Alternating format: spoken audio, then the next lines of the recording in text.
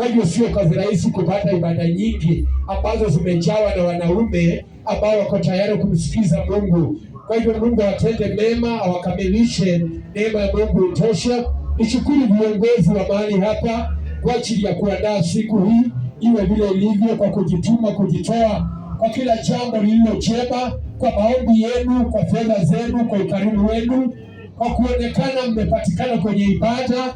Wacha Mungu aonekane kwenu na watende mema tunaposhiriki neno kwa ufupi, ili tuende kwa shughuli zingine ambazo zinakungoja huko nyumbani, na Mungu atazidi kuwa mwaminifu. Leo hii ningependa kuzungumza juu ya meza ya Bwana, the Lord's table, meza ya Bwana. Kwa hivyo meza ya Bwana, kama vile mchungaji alitangulia kufundisha kuhusu meza ya Bwana, hata nami ningeomba Mungu anisaidie kwa uwezo wa Roho Mtakatifu nijue jambo ama ujue jambo kuhusu meza ya Bwana. Amen.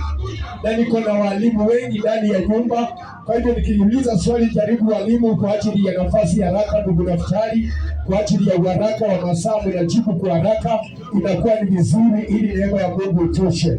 Kwa hivyo ningependa kujua utofauti wa the Last Supper and Passover. Kwa hivyo ndugu Naftali, ya nafasi kwa haraka ili tujue utofauti kuhusu Last Supper and Passover, itakuwa ni vizuri na neema ya Mungu itoshe tukienda kwa haraka. Praise God. Amen.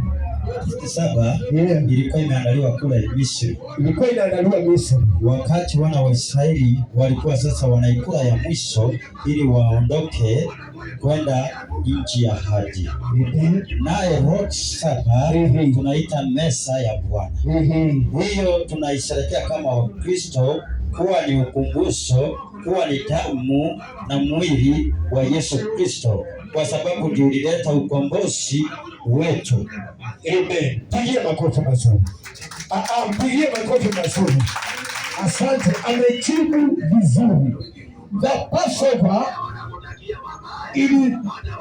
ilifanywa na Waisraeli wakitoka katika nchi ya Misri, na ni Mungu aliwaambia wafanye wakitaka kutoka katika nchi ya Misri, ili kumtanguliza Mungu mbele na kuweka ukumbusho ya kwamba kuna kitu Mungu amefanya. Bwana pewe sifa.